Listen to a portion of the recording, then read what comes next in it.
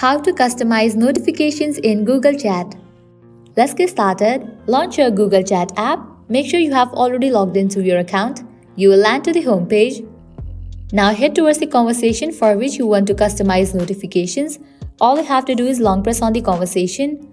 With that, different options will pop up. Click on the option of notification settings.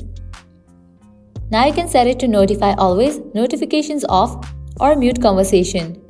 When you set it to notify always, you will be notified for all the messages. When you set it to notification off, you will still see a notification dot if you are mentioned.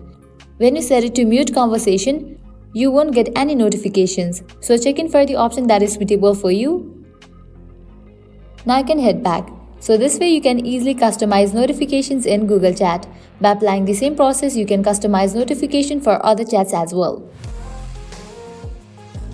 At the end, if you guys find this video helpful, don't forget to like, share and subscribe to our channel. Thank you.